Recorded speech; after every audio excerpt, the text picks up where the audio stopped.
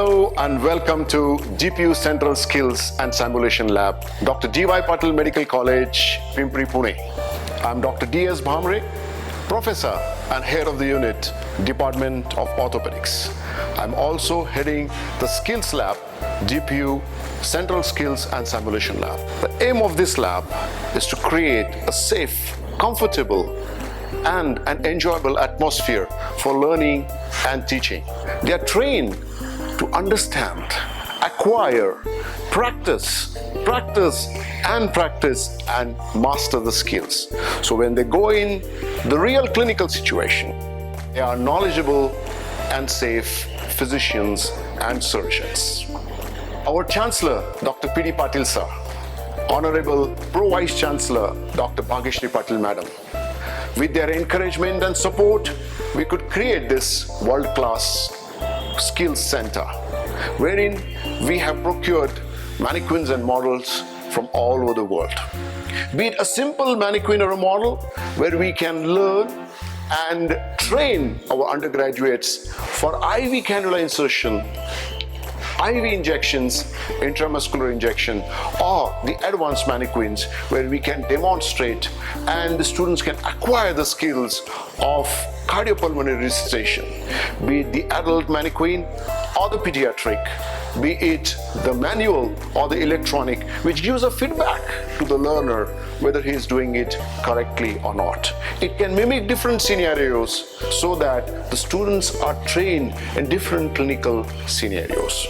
We also have the advanced mannequins, wherein the ICUists, the intensivists, the physicians, the critical care managers can learn the art of central venous line.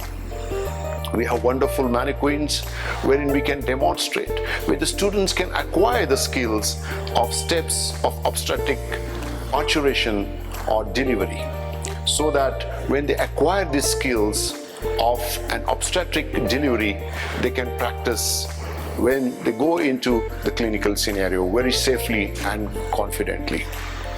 We also have a wonderful orthopedic training station, wherein we can teach our residents and fellows the art of fracture fixation, be it a simple interfragmentary screw or the advanced locking plate fixation or the fourth generation of interlocking nail. We also have the world's best teaching microscope from Carl Zeiss in the Skills Lab, dedicated only for acquiring the microsurgical skills in the Skills Lab. Apart from this, we also have such microscopes in the theater. Last but not the least, we are into robotic surgery. We are already doing wonderful robotic surgery at our medical college hospital. And we are also training our budding surgeons to use this robo. And we have a separate console for training and acquiring the robotic skills. So apart from the operating microscope, the surgeons can practice advanced skill or the basic skill on this training robo, which we have in our institute. Thank you so much. We have been really fortunate to work in this skills lab, which provides us with really good mannequins to practice on. We get to do the IV lines, the intracats, and various procedures like CPRs and all. We can practice on the mannequins. When students, especially the residents, when they are getting hands-on practice over these dummies, so we'll be much more confident when we are actually in the OT, on the patient. Theory is a must for us, but again, practicals are hands-on practice. So what we need to do is, we need the drill in our hand, we need the screws, the screwdrivers in our hand, then we'll be able to actually fix the plate. That is what our Dean have explained us. We have done this wonderfully. One more thing I need to add is that we are fortunate enough that in D.Y. Patil we are having this skills lab. So we can have this experience before we can get a hands-on practice in the OT. So we are actually much fortunate.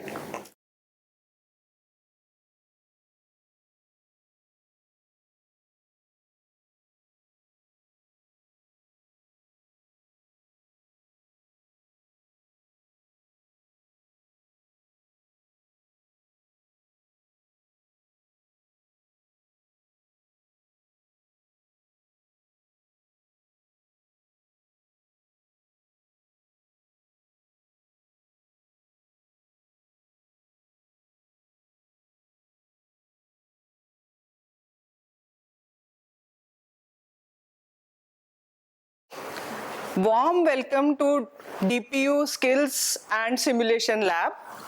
Today we are going to see and practice the emergency of respiratory arrest. Okay, so respiratory arrest is a common condition occurring in children. That is a very common cause of cardiac arrest in children. So how to give breaths is the thing which you are going to learn here. Okay, before giving the breath, first is your assessment. You see whether the child is breathing or not. Normal respiratory rates you must know. Infant's respiratory rate normally is less than 1 year is? Yes, please? 40 to 50, right? Then school going? About 30. And then after that we come to adolescent and adult. Okay. Now the new ATLS, BLS, ACLS guidelines are saying that for infants resuscitation, the respiratory rate should be 30 breaths per minute. So 1 breath every 2 seconds, the latest guidelines are saying. Okay. For adults, it is 10 breaths in a minute. So how to give 10 breaths? Because in hurry, what you do is you try to give more breaths. So there is a way to monitor your seconds, because 1 breath every 6 seconds. So you have to count 1 1000, 2 1000, 3 1000, 4 1000, 5 1000, 6 1000 breath. So this is how you are going to see. So before you give the breath, you must open the airway. So you open the airway by either jaw thrust. So this is the way to do jaw thrust. This is the preferred maneuver in case of trauma, because there is least amount of cervical spine movement. And this is head tilt, chin lift. So by doing head tilt and chin lift, the commonest cause of airway obstruction is a tongue which is falling back and blocking the airway. So that tongue is taken care. The tongue comes anteriorly because tongue is attached to mentum. This is the mentum. So you elevate the mentum at the bony part, right? After the airway is open, in hospital scenarios, you use the ambu bag. It gives room air which contains 21% of oxygen, which is good enough for survival. So you hold the mask in this manner. This is called as EC technique. So this is my C, and this is the E. So with the C, I'm going to prevent leakage of the air from the mask, and with the help of C, I'm going to keep the airway open. Okay, by jaw thrust. So this is EC clamp technique. Now with this, the other hand is used to inflate. So this is, you can see the breath. So I am counting 1 1000, 2 1000, 3 1000, 4 1000, 5 1000, 6 1000 breath. At the time of breath you have to give. So that this becomes correct respiratory rate for adults, that is 10 breaths per minute. So I want every and each one of you to do this, because unless you do it, in clinical practice, you are not going to achieve success. So what you have to look for is the visible chest rise. So here we are in the mannequin kept lungs. So by seeing the lungs inflated, you can make sure that yes, your ventilation is successful. So this achieves your 1 person ventilation or single rescuer ventilation. Sometimes you are unable to get a good chest rise. In which case, if you have an assistant, you can go for 2 person maneuver. So Alok will help me in this. Look what I am going to do. I am holding the mask with both the hands and making a good seal with both the hands. So this is how I have done the opened airway. With 2 hands I am holding the mask. Now he will ventilate for me. So ventilate. Given 1 1000, 2 1000, 3 1000, 4 1000, 5 1000, 6 1000 breath. 1 1000, 2 1000, 3 1000, 4 1000, 5 1000, 6 1000 breath. You understood? So I want each one of you to practice. So first, this is the C to prevent any leakage, and this is the E for jaw thrust. very good. 1 1000, 2 1000, 3 1000, 4 1000, 5 1000, 6 1000. Very good. 1 1000. 2 1000, 3 1000, 4 1000, 5 1000, 6 1000 breath. Excellent. So we are getting a good chest rise. So successful. Yes, ma'am. Next person. So we have created a seal here. I'm making a C, and the C, and with the jaw thrust. 1 1000, 2 Pahla 1000, breath de 3 do. 1000. First I'll give the breath. Yes.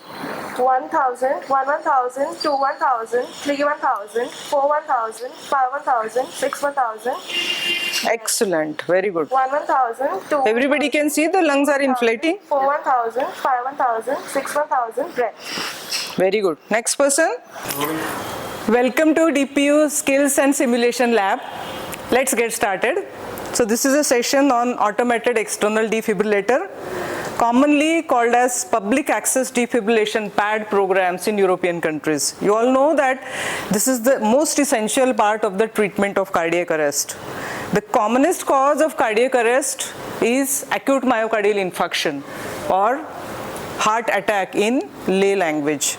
So what happens in cardiac arrest or myocardial infarction is there is sudden blockage of blood supply to the heart, and then the rhythm of the heart changes.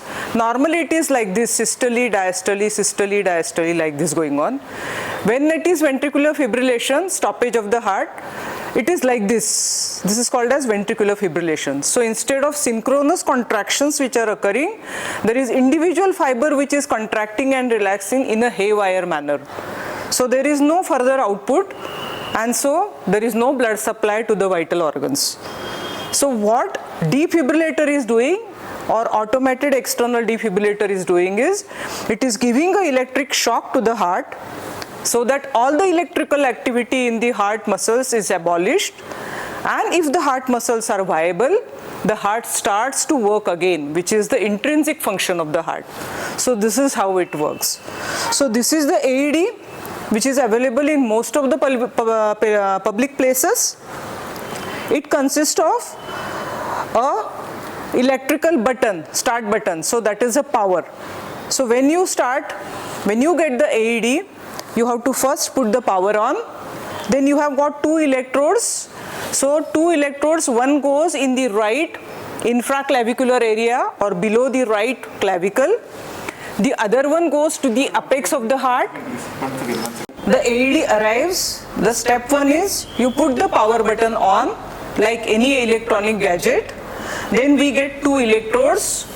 So one electrode goes in the right infraclavicular fossa or below the right clavicle.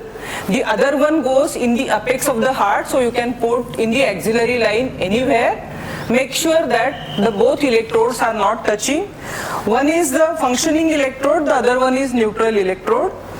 Then whatever chest compressions are going on, you stop temporarily and allow the machine to analyze the rhythm. It has got microprocessors inbuilt into it, so it will analyze whether it is shockable or not. And if the rhythm is shockable, the machine will talk to you. That is, the auditory prompt is given by the AED that rhythm is shockable, shock advised. If the machine speaks like this, that the rhythm is shockable, then you have to just press the shock button. But whoever is pressing the shock button, you have to make sure that he is not touching the person, victim, and anybody else, nobody else is touching. So he has to say, I am clear, is everybody clear? So after making a visual check on nobody touching the victim, you have to press the shock button, right? So it will get charged and the shock will be delivered. Once the shock is delivered, there will be a tetanic contraction or contractile movement of the victim's body, and then you have to immediately resume the chest compressions. So these are the steps of automated external defibrillator. After that, chest compressions are continued, 30 compressions, 2 breaths, and every 2 minutes you have to check with AED whether the rhythm is shockable or not. So I want one more person to do the steps. So can you? This is an automated external defibrillator. When a person is in acute myocardial infarction, in layman's term, if I say it's a heart attack, what I'll do is I'll ask for this. It has come now. It has come. Your person is here. The step one is I'll turn on the power button, and then I'll So power is on. Very good.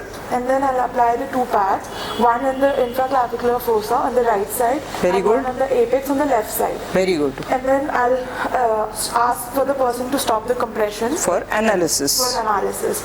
So the machine is talking now. Yeah. Shock is advised. Once if the machine says the shock is advised, I'll ask the people to clear and not touch the patient. I'll see visually the patient is not being touched, and then I'll switch the shock button. So this is the shock button. So it will get charged and patient will get a shock. Immediately after the shock is given, I'll start compressions. excellent. She will resume the compressions. Somebody?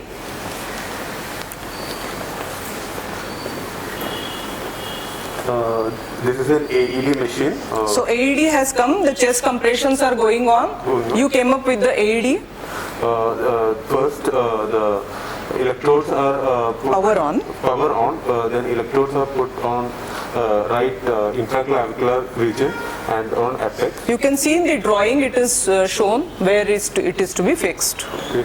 Then the compressions are stopped and Temporarily to, for analysis. excellent. Machine. Then if the shock is advised, Machine will talk that shock is advised. yeah, then shock is given. Before that you will, I am clear. I'm clear, everyone is clear, then shock is given. Yeah. You have to press the shock button.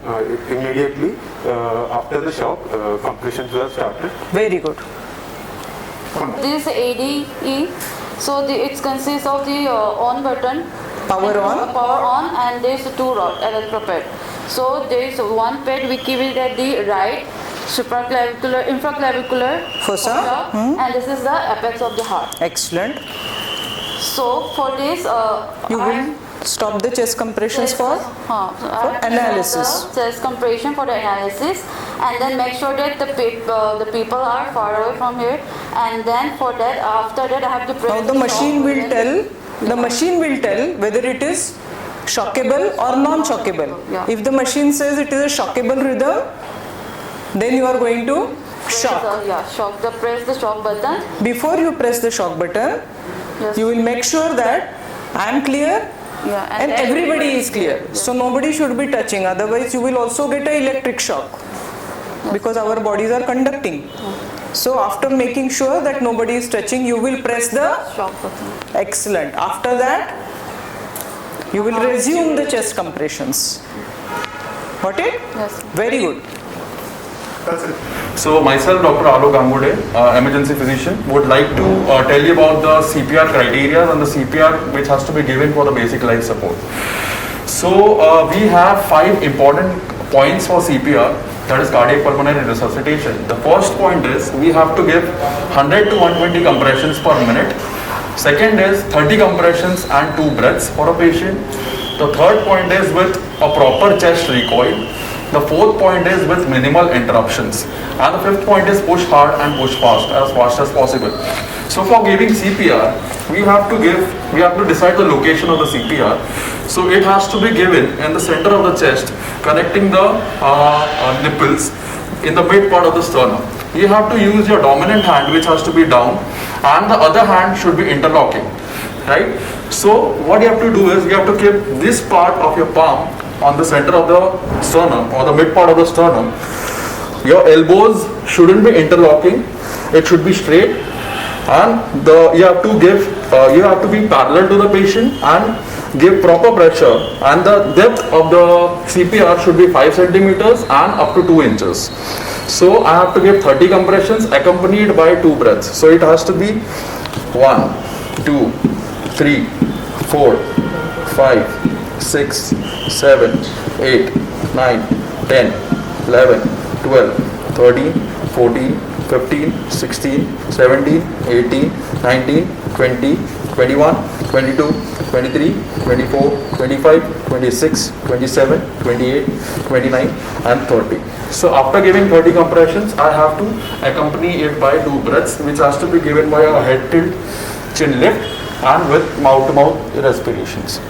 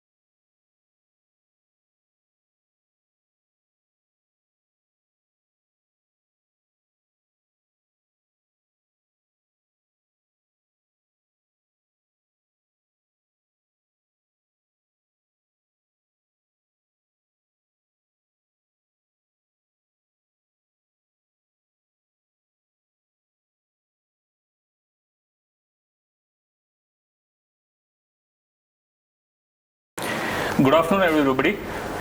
Welcome to the EndoTrainer session. Yet another session for you all, for my surgery residents here. In fact, we are meeting after a very long time. This has been quite a long time when we did the last EndoTrainer session for you all. But unfortunately, we had a very bad COVID situation here. So after the post-COVID session, welcome all of you back to the to the EndoTrainer session here. Okay, myself, Dr. Virendra Sudhakar Athawale. I am a professor in Department of Surgery at Dr. D.Y. Patil Medical College. Okay, and these are my surgery residents here. Some of them from the first year, some of them from the second year, and 1 or 2 of them from the third year also. Okay, so today afternoon I'll be very much happy for you all, teaching you all the EndoTrainer session. Of course, it is going to be a very basic session here. Okay, so before I start with the EndoTrainer session here, let me briefly tell you about the laparoscopy, what is becoming nowadays as a gold standard for y'all. Okay, so you must have heard about laparoscopy. What does the word laparoscopy intact or the word itself means? If you divide laparoscopy into 2 words, we call it as lapro and the other being called as a scopy. Okay, so all of us know that lapro is nothing but we deal with abdominal cavities. Okay, and scopy is nothing but the visualization of that cavity. Okay, so in a nutshell, we call laparoscopy as the visualization of the abdominal cavity through the use of telescopes. Okay, so of course I'll be coming to the different laparoscopy instruments for you all, but before that, let me briefly tell you about a short history about the laparoscopy, what actually has gone through the history part, and now where are we. Okay, so if you go to the basic history of laparoscopy, it all started in the 20th century when initially the German surgeons, by a lot of surgeons, tried installation of air into the peritoneal cavity of some animals like dogs, but it was one of the surgeons, the exact literature is what doesn't mention about the name of the surgeon here, but in the year 1912 it is being documented that the first laparoscopy has been done in human beings. Okay, so what exact procedure was being done during that procedure in 1912 is not yet understood, but it is being documented that that was the first laparoscopy procedure being done in the human beings. Coming to later on, as the years passed by, there are a lot of laparoscopic procedures which were being done in animals. Okay, animals, to be more precise, it was being done in the dogs. Okay, after that, in the human beings, the first documented procedure of a laparoscopic cholecystectomy is being documented under name of a gynecologist who is nothing but Dr. Sen.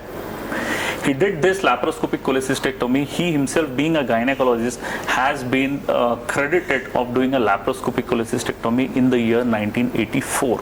Okay, so that was the first time a surgeon has introduced a laparoscope and a laparoscopic cholecystectomy has been done. Okay, moving ahead, as the years pass by, 2-3 years down the line, next procedure which also has been nowadays said as the gold standard of treatment for an acute appendicitis was the laparoscopic appendicectomy. Okay, so that laparoscopic appendicectomy was being done in 1986 by Dr. Muhe, M-U-H-E. He is being credited as the first surgeon who did a laparoscopic procedure for laparoscopic appendicectomy. And as the years advanced by, as the years passed by, what started happening was, over a period of time, many other different procedures started getting included in the laparoscopic procedure. Okay, so over a period of time, we started, the surgeons started doing laparoscopic cholecystectomy more frequently. Laparoscopic appendicectomy started becoming more frequently done. After that, it turned out to be that laparoscopic hernia has been nowadays done very frequently. You all must have read about it in the books also, and we call it as even malignancies have been also been documented, or they are being very routinely done laparoscopically. Even we have got multiple trials which have been conducted to compare whether the laparoscopic procedure has been of more advantage over the open procedure, or the open is more advantageous than the laparoscopic. It has been come to our notice after the final results, the laparoscopic procedure is equivalent to an open procedure even for malignancies also. Initially, in the good olden days, there used to be, of course, a criticism regarding doing a laparoscopic procedure for malignancies, saying that the port site used to be, they were being criticized, saying that the port sites are the sites for distant metastasis or a recurrence of metastasis or a recurrence of the same tumor. But nowadays, it has been proved beyond doubt that these port sites do not act as the sites for metastasis or for a recurrence. Okay, this is a basic procedures what we are nowadays doing, and this is what is the short history about laparoscopy. So coming back to the laparoscopy, which is very commonly done in our institute also, and which is very commonly done in the other hospitals also, is you must have heard about a laparoscopic cholecystectomy, which is nothing but a gold standard for acute calculous cholecystitis, or for that matter chronic cholecystitis also, wherever we have a patient who has symptomatic gallstones. Okay, even gold standard method for laparoscopic appendicectomy also. Okay, so these are very commonly done. Even hernias are now being done laparoscopically, and we also routinely do in our institutes also. Okay, so after telling you a brief about the laparoscopy procedures being done, we need to know what exactly is being done in the laparoscopy procedure itself. So for that, to mimic as if we are operating in an operation theatre, we should be able to mimic the same case scenario here in our skill lab itself. So what we have got here is a very nicely made endo trainer here. Okay, we have got different laparoscopy instruments. A few of them I have got for you, for just to show you all what exactly I mean by laparoscopic instruments here. Okay, so this is if you concentrate on this endo trainer here, this is a very nicely made endo train. You can make it at your home also. It can be mimicked as if it is a commercially available laparoscopic endo trainer box. You can also make it at your own place also. Coming to the endo trainer itself, this is the outer shell of the endo trainer, which is mimicking as if you have got a distended pneumoperitoneum created abdominal cavity. Okay, so what initially has to be done, you need to create a pneumoperitoneum first. Okay, so for creation of a pneumoperitoneum, the first thing what needs to be done is you need to instill some either air or carbon dioxide into the peritoneal cavity. Okay, so the details of how to do a creation of a pneumoperitoneum, of course, that is a theoretical part. I may not be able to demonstrate here, but assume that this is already a pneumoperitoneum which has been created for you. Okay, and what you see here are different port sites through which I'll be inserting my laparoscopic instruments here. Okay, before I start actually demonstrating how actually some procedures can be done, let me briefly tell you about the laparoscopic instruments itself. Okay, if you see the laparoscopic instrument which I am holding in my hand here, one or two of I can give it to you also. You can have it in your own hand also. You can keep it in your hand. Maybe you can take one on the other side. Okay, if you see the laparoscopy instruments, they tend to be of a longer length. Okay, they are of longer length as compared to the traditional open instrument. We tend to use very shorter length instruments in open procedure, but these are laparoscopy instruments. Of course, they are approximately of the length of around 33 to 35 centimeters. Okay, you may get laparoscopy instruments which are even longer than these instruments also.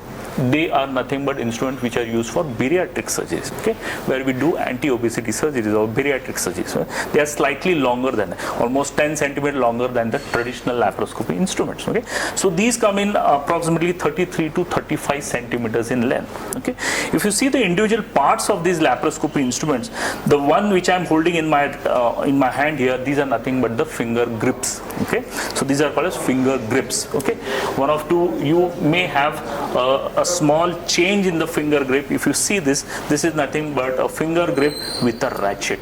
Okay, so the reason why this ratchet is here is to lock the finger grips, so that once we apply any structure is being caught in the blades of the laparoscopy instrument, you are going to catch it and the instrument can be stabilized and the underlying structure can be made immobile. Okay, once you use a ratchet here. Okay, so these are the finger grips with a ratchet. Okay, and these are without a ratchet. Okay, so you need to use your fingers, insert your finger, one in for the thumb and the other for the ring finger, where you introduce it like this. Okay, maybe this is much clear for you. Okay, once you have a proper grip of the instrument like this, what you come across is a electrosurgical cord applicator. This is nothing but the place where you apply a monopolar cautery. Okay, like the laparoscopy instruments first. Okay, before we enter into the endo-trainer session, you all should have an idea about the laparoscopy instrument. What are the laparoscopy instruments what we are going to use? Okay, if you see these two instruments here, these instruments look the same, as if they are the same and they don't have any change in them.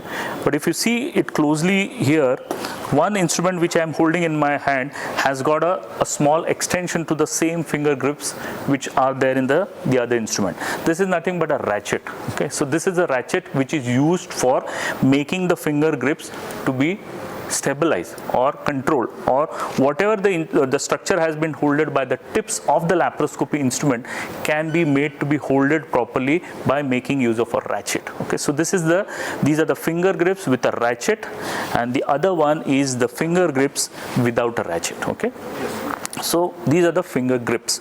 Moving ahead from the finger grip, what you have here is nothing but a small extension of the same instrument which is having an attachment for an electrosurgical cautery. The same electrosurgical cautery what we use for an open procedure can be used by applying the wire, the connection to the electrosurgical cord here. Okay, and the same current what is being passed for an open surgery can be followed by attaching a monopolar cautery here till the tip of the instrument here. Okay, but we'll come to the details of the monopolar cautery later on. If you move ahead with the parts of the instrument here, the same laparoscopy instrument, what we have got here is a rotator. Okay, so as the name itself suggests, this is going to rotate the tip of the instrument. Unfortunately, if you see that, it has to move the tip of the blade of the instrument. Okay, if you see the tip here, this tip can be rotated by making use of this rotator moved like this in a circular or either in a clockwise or in an anti-clockwise fashion. Okay, so if I need to manipulate the tip of the instrument, I'm going to use a rotator here. Okay, either a clockwise or an anti-clockwise. Okay. Then moving ahead with the instrument is you see a long shaft of the instrument. This is nothing but an outer insulation tube. Okay. If you see the color of the shaft is nothing but a black color. This is coated with an insulator. Okay.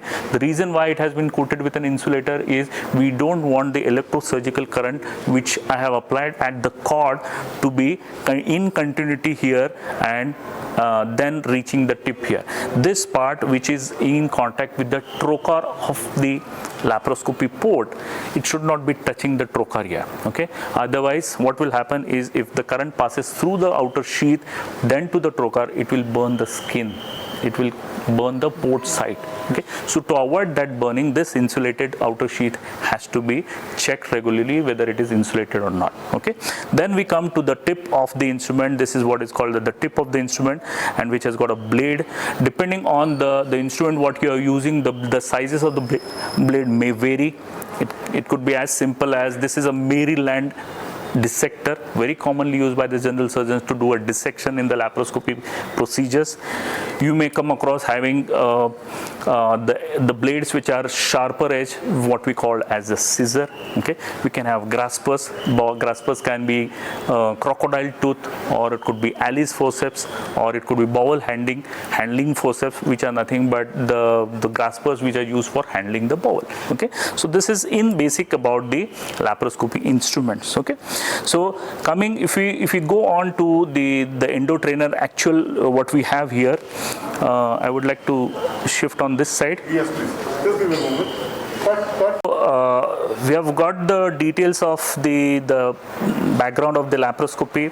We have got a little into the details of the laparoscopy instruments also.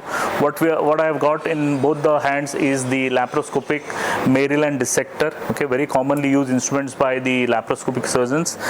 If you see the EndoTrainer as such, it has already got the sides of the trocars which are already demonstrating that the trocars have been placed here.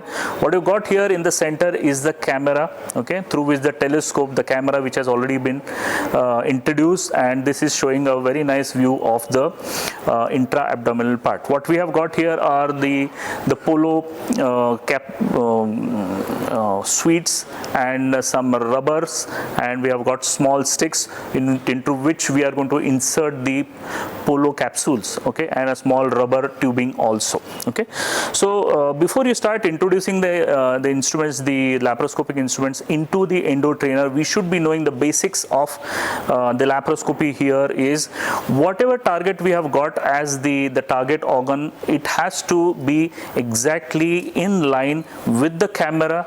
The target organ has to be in the center, and then the laparoscopic view or the monitor has to be exactly in the line of the camera, the target organ, and the laparoscopic monitor, or what we say as the screen there. Okay, and to have a good laparoscopic dissection being done, and to make use of the trocars properly, the ideal position of the trocars is to make a triangulation like this. Okay, if we have a target organ situated suppose at this side, these are the laparoscopic instruments what we are going to insert through, so it will create a very nice triangulation. So this is how the laparoscopic dissection is going to be happening if you have a good triangulation of the instruments. And we have a laparoscopic telescope or a laparoscope through which we can visualize the intra-abdominal structures. Okay, so I'll start demonstrating how actually the instruments have to be inserted, what is the way the instruments have to be gripped. Okay, it is being routinely said that half the instrument has to go intraperitoneally, half has to stay extraperitoneally, like this in this case. If you see the full length of the instrument like this, I have inserted only half the instrument inside, half of it is remaining outside to have a good manipulation of the laparoscopic instruments. That is a basic thing. Second thing, the way I hold the finger grips. There are 2-3 different ways of using these laparoscopy instruments.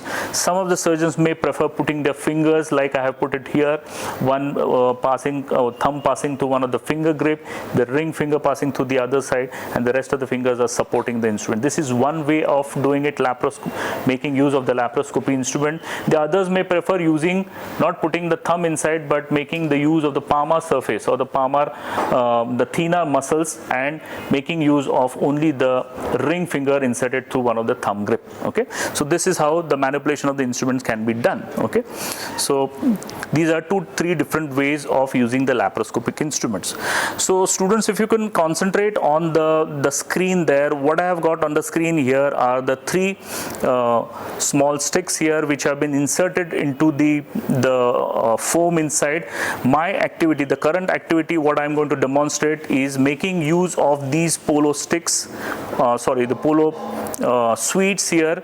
I'm going to catch it with one of my laparoscopy instruments, and I'm going to insert it into the stick here like this, okay, without touching the stick also and without causing the stick to fall. Okay, so once I have done it on the right side with making use of the right instrument, I am using the left hand for inserting it another stick here like this. Okay, so all of you are going to be demonstrating it like this, making use of both the instruments and inserting the polo sweet inside the stick like this. Okay, so would Shubham would like to demonstrate? Would you like to do it yourself and demonstrate to me how you are going to do this? Okay, maybe what I'll do is I'll put all the polo sweets inside this, and your job is to remove them and reinsert it. Okay, you can try it now. Okay, make use of the other hand also. Just have an idea about what angle you are going to introduce your instruments with. Okay, so you are going to hold it there, fix it properly, and then remove it and place it on the foam there. Okay, very good. You have to do it for the other on the left side also. Very nice, exact, very nice, excellent. Okay, do it on this side also. Very good. Okay, don't break the stick there. So you'll have to have a good control on your instruments here. Okay, remove this also, maybe with the right hand, the right laparoscopic instrument. Very good. Catch it properly first. Very nice. Without touching the stick. So you should have a good control on your instrument. Right. Okay, keep it there. Okay, maybe you can use the rubbers for inserting into the stick there. Okay, catch hold of that rubber there, hold it properly. So this will give you an idea about the depth of the instrument also, depth of the structure also. Okay, so make use of the red color rubber here. Okay, very nice. Put it into the left sided stick here. Very good. Don't touch the stick there. Yes. Okay, try not to touch the stick there. You can place this polo sweet here and put it into that green color stick there. Very good, fantastic. Okay, so maybe Isha, you would like to try here? Okay, I'll just take the instruments here. Yes, okay, good job, Shubham, good job. Okay, first have an idea at what angle your instruments have to enter into the peritoneal cavity. Okay, so very good. So once you start seeing the instruments there, your job is to have an idea about the depth of the structures. So with your left hand, you are going to use, exactly. Now you have holded the rubber band.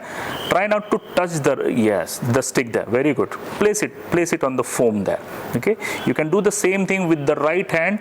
Don't touch the. Make use of the right hand, right instrument.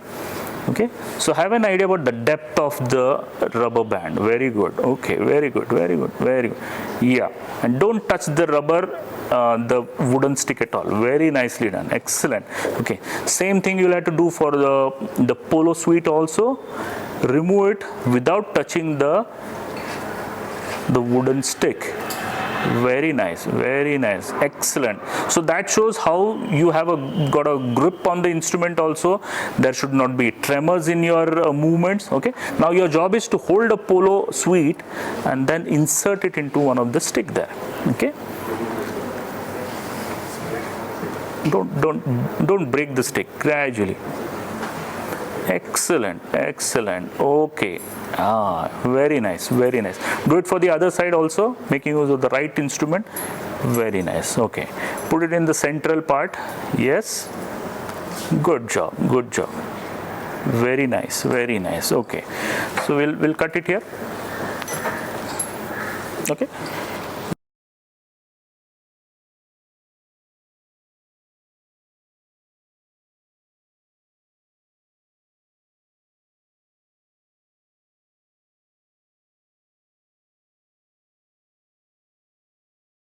Good afternoon, friends. I'm Dr. Pankaj Salvi, working as Associate Professor in the Department of Obstetrics and Gynecology. On behalf of our department, I welcome you to the Clinical Simulation and Skills Labs, and we'll be demonstrating about parturition, the stage 1 and stage 2 in labor. Let's get started.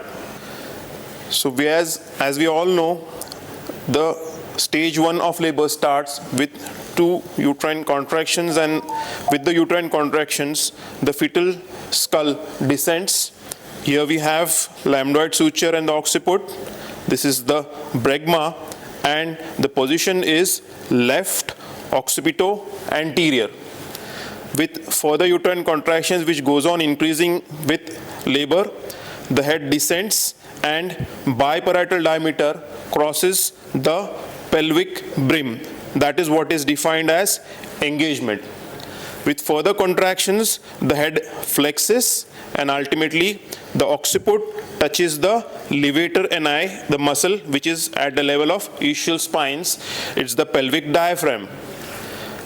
Because of the resistance of the pelvic diaphragm and the contractions of the uterus, ultimately the occiput rotates anteriorly and it comes below the symphysis pubis. So this is what is defined as internal rotation by 1/8 of a circle, so that occiput comes anteriorly and now is placed behind the symphysis pubis. With further contractions, the head descends and ultimately the subocciput hinges below the symphysis pubis. A stage comes where with uterine contractions relaxing and stopping, the head doesn't recede back and the biparietal diameter stretches the vulval outlet, which is defined as crowning.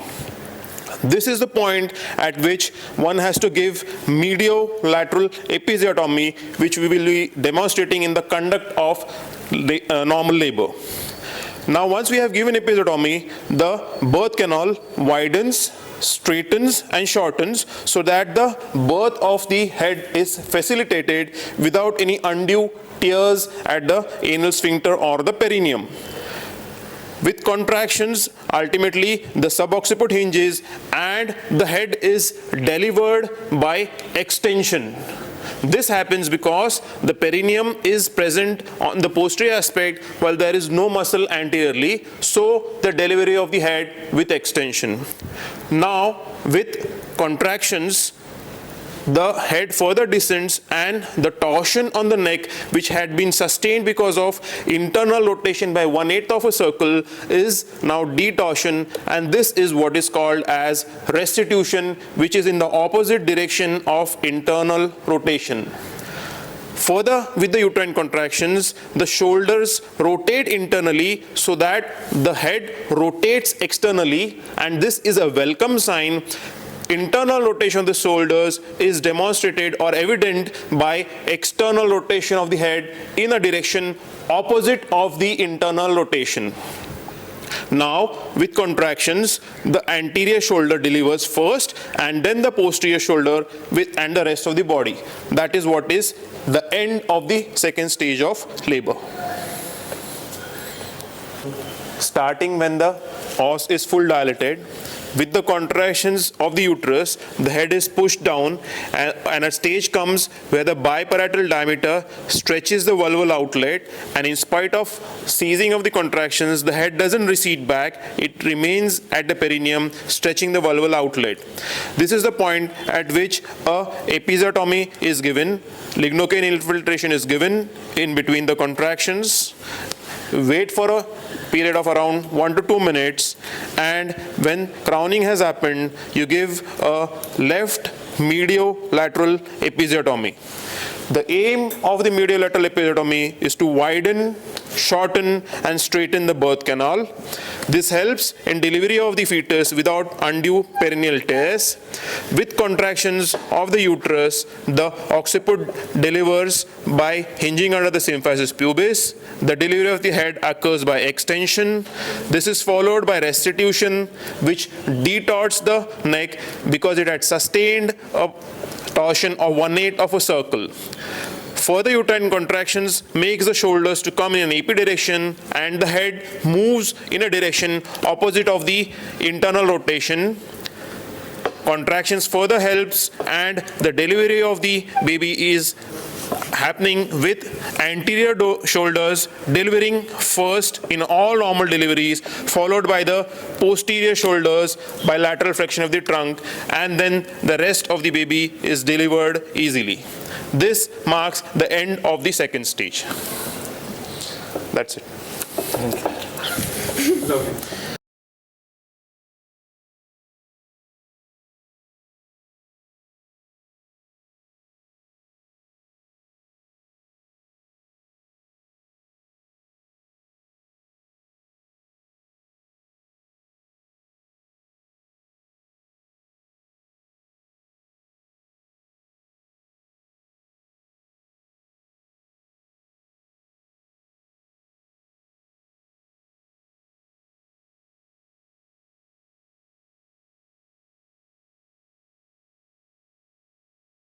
Hello and welcome.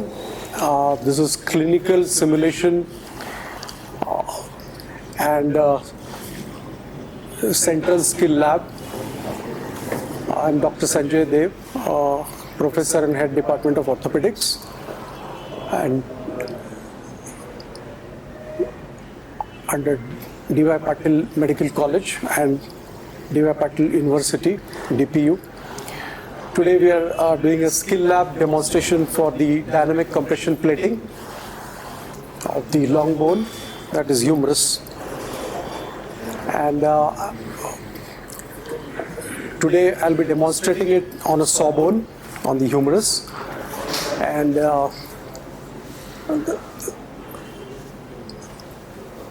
basically dynamic compression plating is the principle is, the objective is to produce the absolute fracture stability, abolishing all interfragmentary motion which occurs at the fracture site. The compression plating is useful basically in two-part fractures, where bone fragment can be compressed dynamically. For this particular procedure,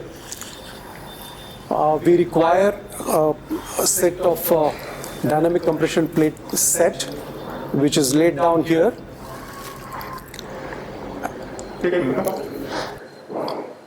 This is the instrument set for the dynamic compression plate. What we require basically, this is a screw set. These are the screwdrivers, what we require. This is a torque limiting screwdriver. This is a normal 3.5 screwdriver. And these are the drill bits, basically 2.5, 3.5, and the longer drill bits, basically when we use a bigger plate. And this is a depth gauge, very important instrument. These are the drill sleeves which are basically required to be fitted onto the compression plate or a locking compression plate when we put it on the bone. Then these are the surgical instruments, basically what we require. These are the pointed reduction clamps. These are the self-centering reduction clamps. And these are the crocodile clamps, which we require to hold the plate to the bone so as to give a stable plate which is going to be fitted on the bone. These are the blending pliers. Whenever we require to contour the plate, that time we require this, and we can contour the plate as per the soft malleable template which we can first put it on the bone and get the proper anatomical anatomy of that fracture line, and then depending upon the template, then we do the bending of the plate. And this is the basic plate, the dynamic compression or locking compression plate, which is 3.5 millimeters, and this is basically going to be put on the humerus. This is of course a drill machine, what we need for drilling the bone. And these one more instrument is important instrument is drill sleeve. This drill sleeve is very, very important. Depending upon the screw what we are putting, 3.5, then we need to place that on that particular screw head so as to get eccentric drilling for the bone, so as to get the basic principle of dynamic compression plating. Unless we have this, we cannot obviously do the plating, dynamic compression plating. Drill sleeve मतलब कितना long था Bono की? Always this comes with a arrow, and the arrow has to face away from the fracture site, so that to get a dynamic compression screw in the place. So you over drill that, and then once you put the screw on that particular side, the plate along with the bone is compressed at the fracture site. This is how the dynamic compression hole works. Exactly the opposite way it has to go on this other side, but usually we do the drilling, the eccentric drilling only on one side. We don't do it because what we can get again out of dynamic compression plating is maximum of 2 millimeters of compression. And this dynamic compression plating is ideally indicated in two-part fractures. Whenever there are more than 2 fragments, whenever there is comminution, then we obviously cannot do dynamic compression plate. This is in short about the instruments and the layout here on this table. Thank you. Starting the basic procedure of dynamic compression plating, the objective is to produce absolute fracture stability, abolishing all interfragmentary motion. The compression plating is useful in 2-part fractures basically, a short oblique fracture or a spiral fracture.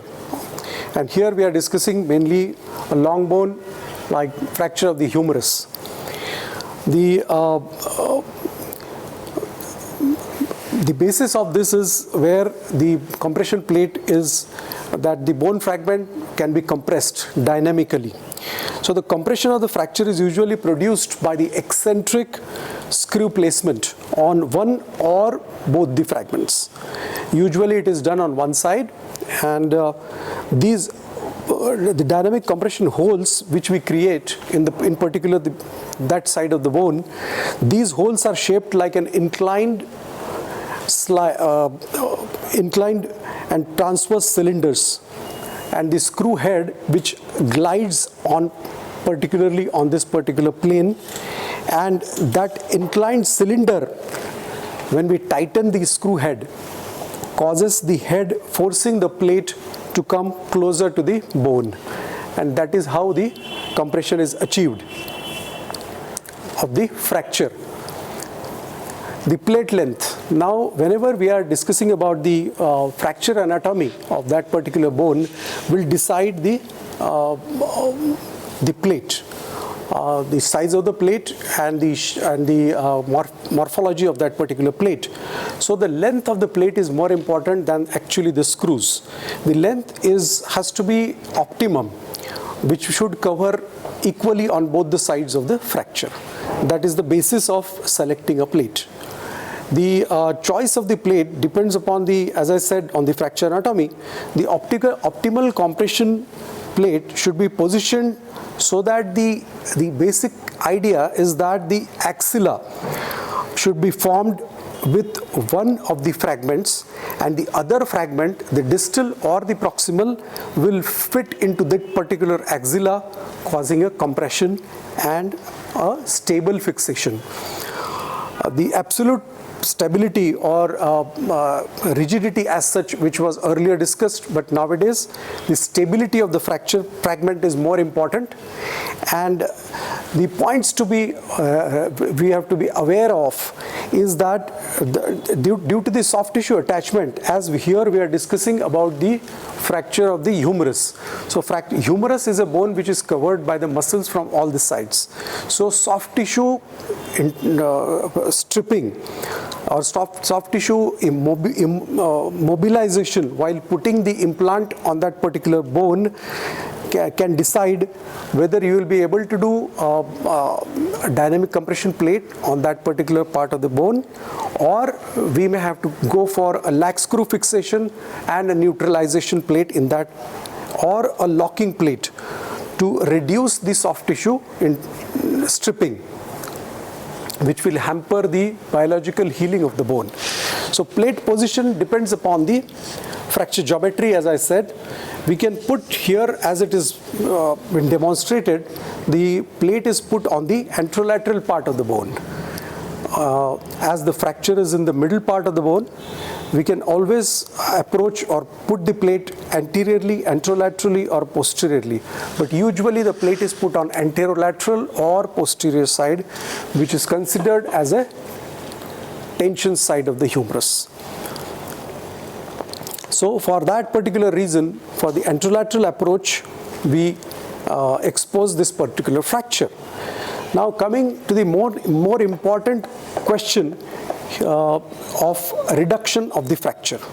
So whenever we are exposing the fracture by the anterolateral approach, the reduction of the fracture is usually done in a manual way.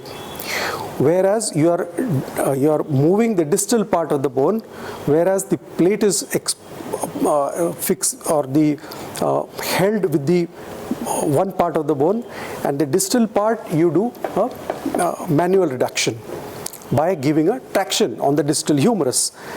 So what we achieve by doing that is by restoring the length of the humerus, the axis of the humerus, and the rotation of the humerus. All these three things are important anatomically. We clear all the soft tissues at the fracture site and preserve as much as soft tissues surrounding the bone. Okay, so what we are showing here is a reduction clamp, a pointed reduction clamp, which will mimic exactly the way of fracture. It is exactly 90 degrees to the anatomy or the fracture geometry.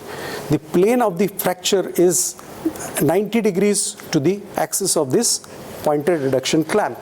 So in a way, if you want to put the interfragmentary screw, then this particular clamp will give you with an exact idea how the screw should be inclined, in what plane. That is very, very important. So you can always use a self-centering clamp or crocodile clamp, which is shown here. So once we align the fracture anatomically, before tightening the forceps or before apply the clamp perpendicular to the fracture plane, as I said already, and then reduction with the if it is not possible, as sometimes we may have to do a reduction by indirect way as well, we can do. In case we can have a reduction by applying an external fixator even. So coming to the important point about the plate positioning and plate contouring. Now here, as I have already described it to you, these are the bending pliers. So where we can do the contouring of the plate. The contouring of the plate is very, very important. First we do the templating by a malleable instrument which is there in the set, and we place it on the bone before placing the implant, and then get an exact idea of the size and shape of the bone, and thereby we do the contouring of the plate.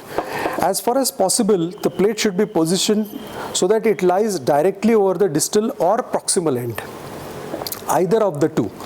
So your plate should first be flush with the either of the two ends, either proximal or distal. More likely than not, proximal fragment where it is normally fixed first. This position is this particular position which I have shown here, which I have demonstrated here, is very well for fixing a interfragmentary screw through the plate. So very important is when attached first to the fragment, and then when the plate makes an acute angle, the sharp end of the opposite part of the bone here, the distal part of the bone has to fit in that particular angle of the plate along with the proximal part of the bone. The distal fragment should sit into that place exactly, and that is how the reduction over the plate is achieved.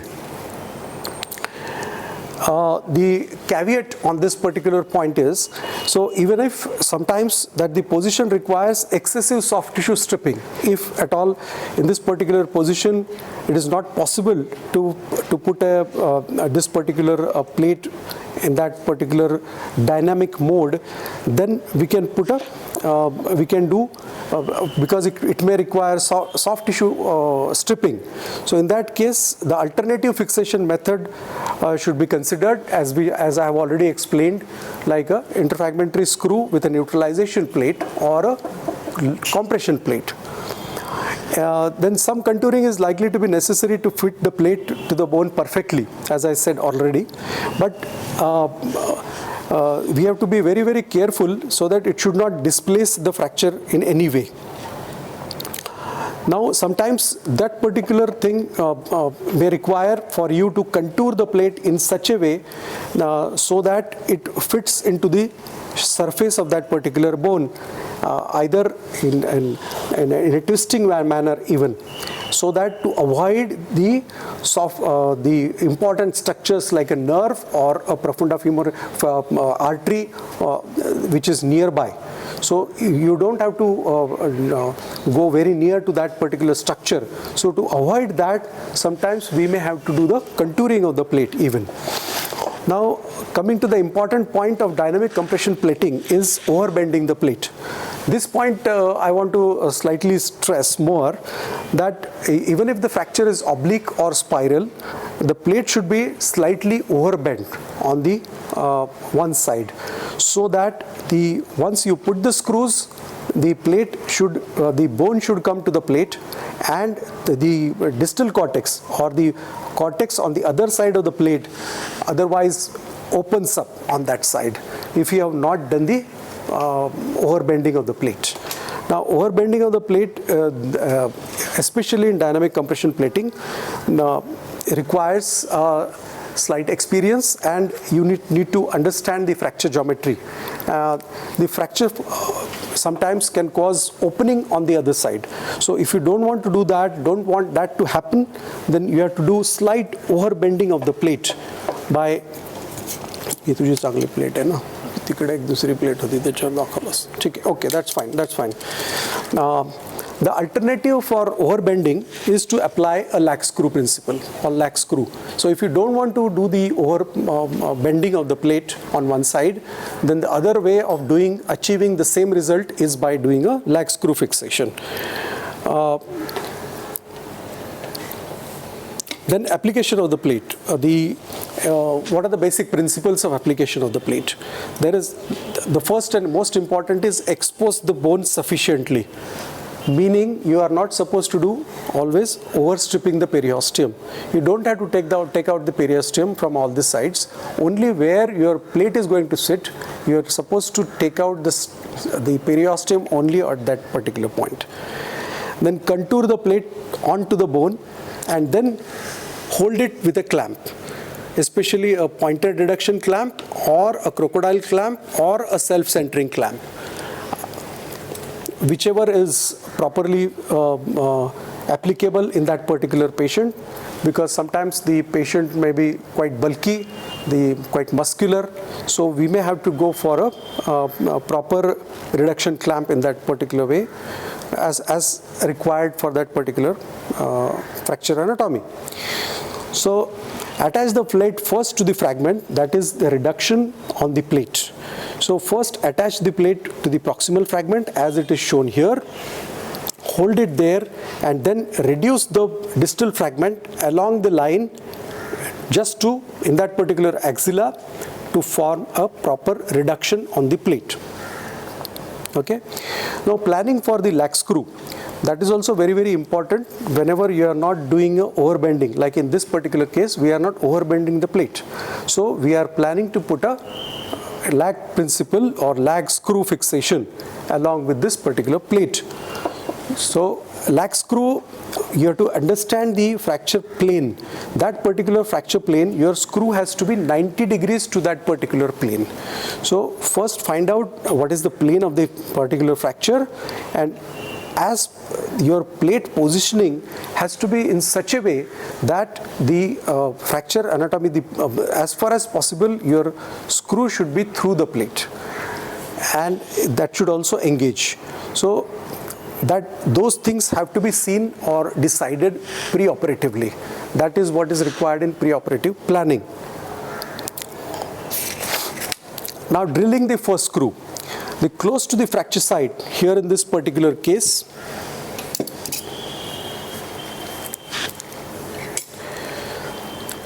this I will demonstrate first. I will show you. This is a drill guide, and this is a drill guide. On one side it has got a neutral guide, and on the other side it has got a eccentric guide. So eccentric guide will be shown as an arrow here on this particular drill guide, and that particular arrow has to face away from the fracture site if you want to do the excessive drilling or eccentric drilling. I'm sorry. Once you have placed the drill guide on that particular bone closer to the fracture. So here one more important point is the first screw has to be at least a minimum distance of 8 millimeters minimum from the fracture site.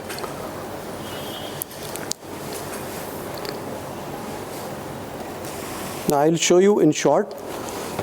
Yes. So I'm standing as a surgeon on the side of the patient. I have already placed the drill guide in the proper way with the eccentric drilling on one side, and then I will be doing the drilling on this particular bone.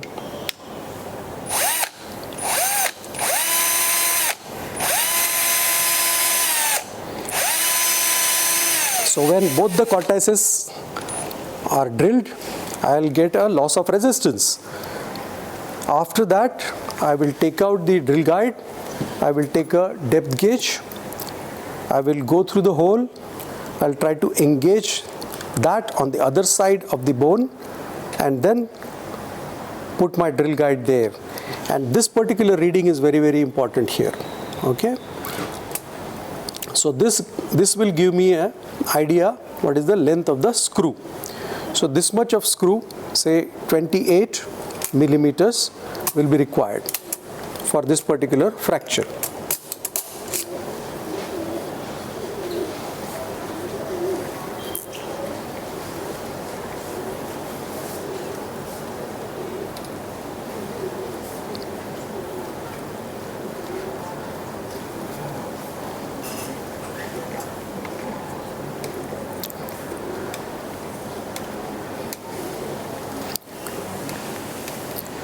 The important point now, coming to the eccentric drilling, is it is never completely compressed. We keep one turn short of doing a complete tightening of the screw, because in this particular patient, as I have already said, we are planning to put an interfragmentary screw.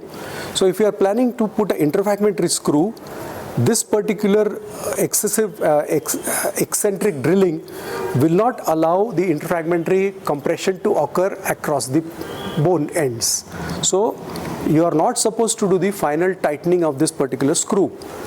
Then what we do is, as this particular clamp, a pointed reduction clamp, which is giving me an exact idea of the fracture plane,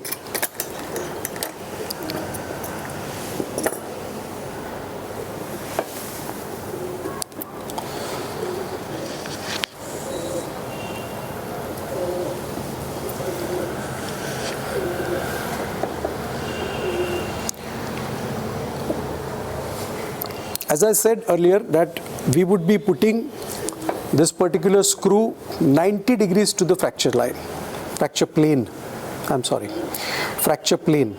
So that particular fracture plane, I need to pass exactly at 90 degrees to that particular fracture. Okay. Now, the basic principles of lag screw is, I'll be doing the proximal drilling, I'll be doing with 2.5 in this particular case, completely through and through.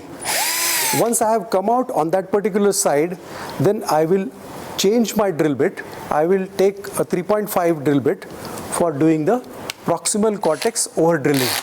That will allow my screw to glide and take the distal fragment, compress it towards the proximal fragment, and that will achieve the final interfragmentary screw fixation.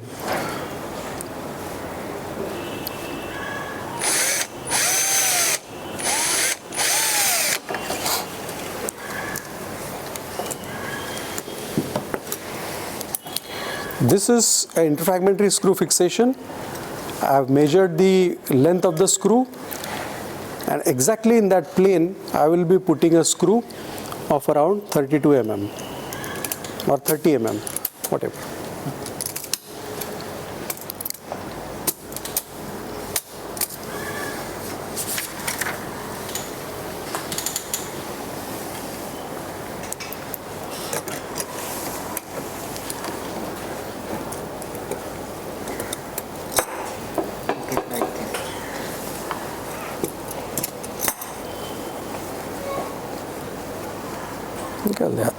Okay. So the basic principle of interfragmentary fixation here, I would be compressing this particular fracture ends along with each other across this particular interfragmentary fixation, and then once that is achieved completely, then final tightening of this screw will be done so as to get the final compression across the fracture ends, and that will give me a clear-cut idea that now the fracture is completely stable, and then the remaining screws starting from the near part of the fracture and going distally can be fixed one after the other. So insertion of the remaining screw, this is done, as I said, closest from the fracture site first and then going away from the fracture.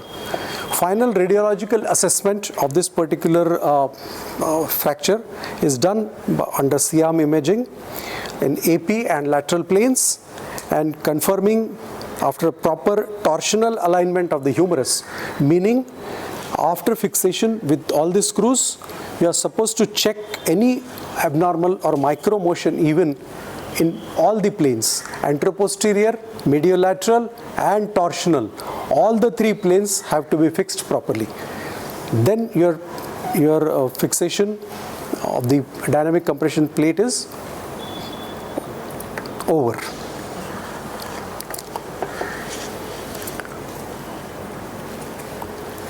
Yes, thank you.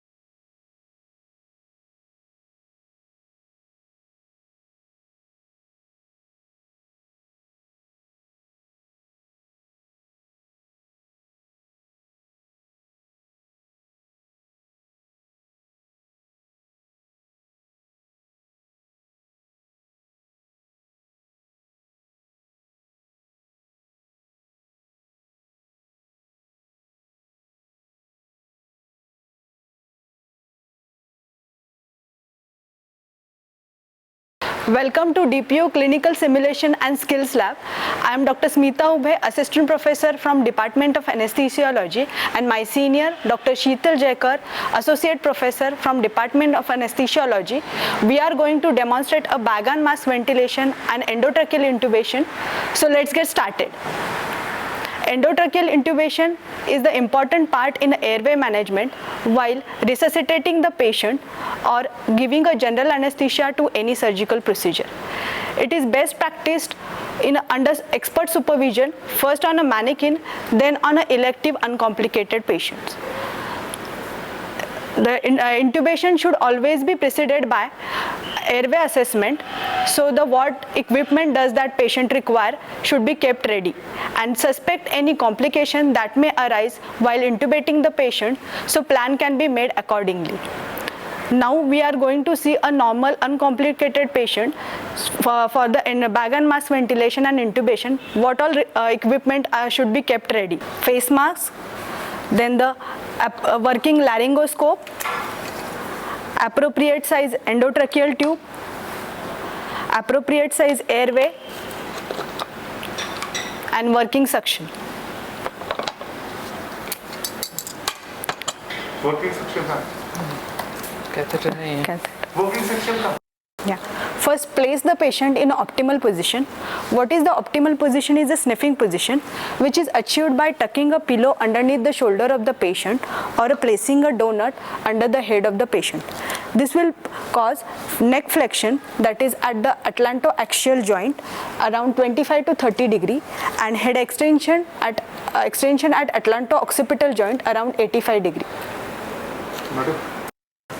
I'd like to firstly thank our teachers for teaching us bag and mask ventilation and intubation, and I'd like to thank our institute for providing us with this skills lab where we have such lifelike mannequins that helps us practice our intubation skills so that in real lifelike scenarios it is easier for us, and it helps us correct our minute mistakes, and it helps us build our expertise in these skills, and helps us build confidence when we go out and practice. Thank you.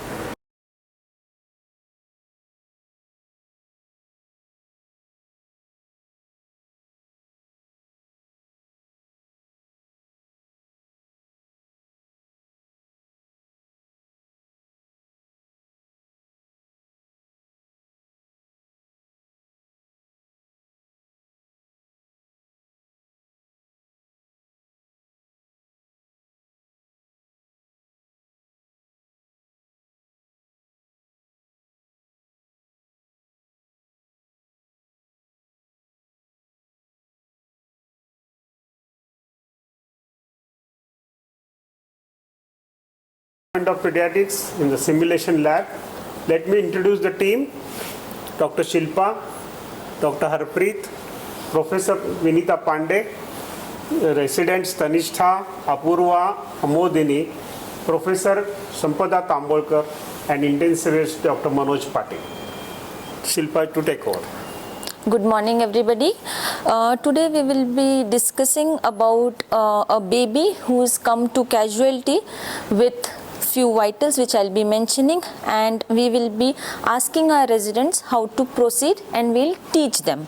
Okay, so this is a 4-year-old boy who has presented to you with a history of road traffic accident. Okay, and the baby's heart rate is 40 and baby is not responding. So you get a call from casualty.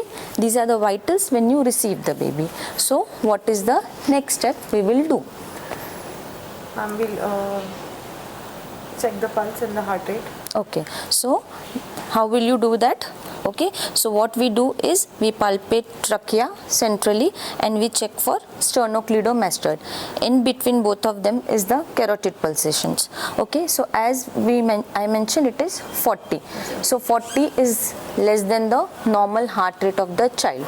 So child is in bradycardia. So what is our next step as a pediatric resident? To start CPR. Okay, so we will start CPR in this child. So we'll demonstrate CPR now. As the heart rate of the child is 40, so we will start CPR. So how do we give CPR? We mark the nipples of the baby and we'll just go below it, okay, in the mid sternum line. That is also equivalent to lower third of the sternum. So once we know the point, we start CPR. So we take our hands, we interlace them, we keep our shoulders, elbow joint extended, flexion at the wrist joint, we interlace and we do CPR, okay. Movements should be from here, okay, there should be no flexing of the joints, okay, 1, 2, like this, okay. So the ratio changes when the rescuer number change, okay. So when we are alone in casualty, what ratio we give to them is 30:2. So 30 compressions, 1, 2, 3, 4, 5, 6, 7, 8, 9, 10, 11, 12, 13, 14, 15, 16, 17, 18, 19, 20, 21, 22, 23, 24, 25, 26, 27, 28, 29, 30. And next two are the breaths which are given by bag and mask. That process will do subsequently, but this is how we do a single rescuer CPR. And once our help comes, the ratio changes, so it will be 15:2. So I'll give 15 compressions and my colleague will give 2 breaths. So it will be 1, 2, 3, 4, 5, 6, 7, 8, 9, 10, 11, 12, 13, 14, 15. 1, 2. 1, 2, 3, 4, 5, 6, 7, 8, 9, 10, 11, 12, 13, 14, 15. 1. So there has to be a sync between the two rescuers. Applying the mask on baby's face, we should place the mask over the bridge of the nose and chin. Use the C finger to hold it firmly against the chin, and remaining 3 fingers you put below the chin bone and extend slightly firmly so that airway is open, and then you squeeze the ambu to give the two rescue breaths. 1, 2. 1, 2. Just squeeze it. 1, 2. While applying the mask on the baby's face, we have to put the mask on the chin, bridge of the nose and chin, and you with the help of C, you have to hold it firmly to avoid the leakage. Remaining 3 fingers you put below the chin bone and slightly extend to open up the airway, and then you give the 2 rescue breaths. 1, 2. Yeah, please stop. 1, 2. Yeah. Just squeeze it. 1, 2. Only 1, 2. 1 for the chest rise. 2 Chest expansion, chest expansion. for the chest rise. In a scenario where there is a non-maintainable airway, we have to establish the airway and restore the breathing in the child. You have to stand on the head side of the child, make the position of the child in the supine position, take a shoulder roll and put it under the shoulders, so we can extend the neck and the airway is in the straight line. Remember not to hyperextend the neck. Take your laryngoscope, hold it like this in your left hand, open the mouth of the child with your right hand. Inside the mouth, push the tongue towards the left side, go under the base of the tongue, lift the epiglottis, and you can visualize the vocal cords as an inverted V-shaped structure. So you can see.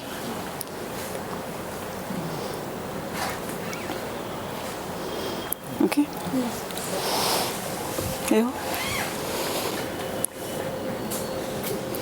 Ask your assistant to give you a endotracheal tube. Go inside the mouth and bypass the vocal cords.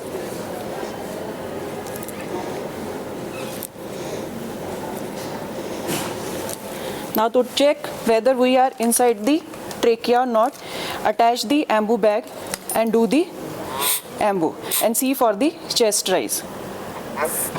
So this is the chest rise, so that we are inside the cavity. Then we have to fix it. That much. Thank you.